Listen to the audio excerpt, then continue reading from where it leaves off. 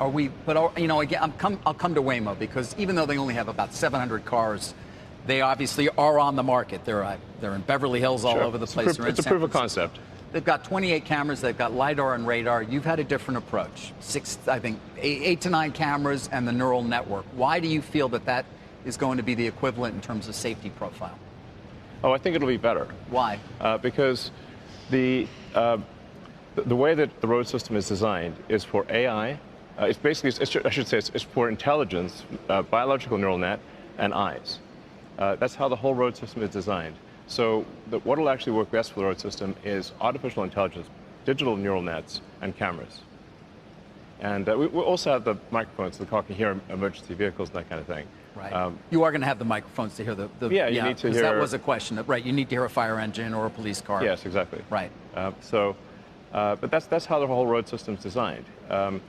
It's not designed for shooting lasers out of your eyes. And what we found is that when you have multiple sensors, and they tend to get confused. So do you believe the camera or do you believe the LiDAR? Mm-hmm. And if you get confused, that's where you can, that's what can lead to accidents. So we used to have, for example, radar in the car, but we found that the radar and the camera would sometimes disagree, and then you don't know which one to believe. So it wasn't about expense, it was just about... No. Yeah. Are you seeing the data right? In fact, we turned off the radars in the cars. You turned off the radar, yeah. So, I mean, are you comfortable right now? If I were to say to you, all right, let's go, do you think that you're there in terms of the safety profile you're seeing right now? Yeah, we could take a ride today if you want, sure. Yeah, well, I'm happy to take a ride with you anytime you want, wherever you want. Logistics capability to operate sort of a ride-hailing fleet at scale, because you mentioned, obviously, let's call it the end of 26. Are you going to have an app? Are you there? Do you have that ability? I think we can figure out an app. Somebody tells me. You're not worried about it? Well, Tesla already has an app. Yeah, I know. But so is there going to be a ride-hailing app you'll introduce? How to write an app, you know, that's really not the... It's not too hard? No. XAI can probably do it for you in like an hour? Tesla can write apps just fine. Do you ever consider licensing the technology at some point? Yes, I mean, there are a number of major automakers that have talked to us about licensing self-driving, and we're very much open to that. I think the more we demonstrate the capability of self-driving, the more that they will want to license it, and we're happy to help.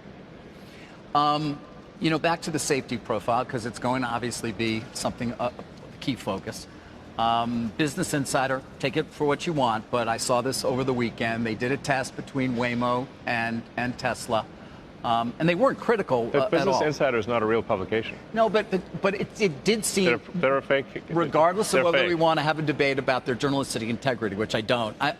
The test itself, let me just share it with you and get your reaction, which was the Waymo, ultimately, they said, proved better, in part only because it avoided, with its geofencing, one very difficult intersection that the Tesla chose to go through. It stopped at a red light, but then it went through the red light. What's your reaction? Look, I'm not going to comment on some Business Insider article. But is that a concern at all? Because in a way, there's no geofencing, so it's like it's happy to go on the highways in a way that perhaps a Waymo's not. I guess my question is that a concern at all for you in terms of it encountering things that are still sort of a crucial test and perhaps it fails?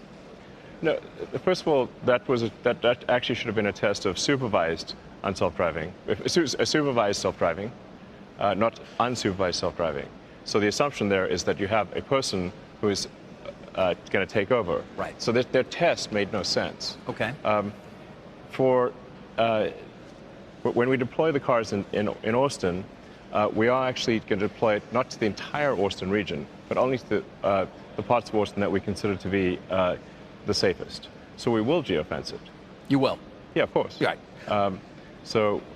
It's not going to take intersections unless we are highly confident it's going to do well with that intersection. It'll just take a route around that intersection. But there won't be a safety driver in the car.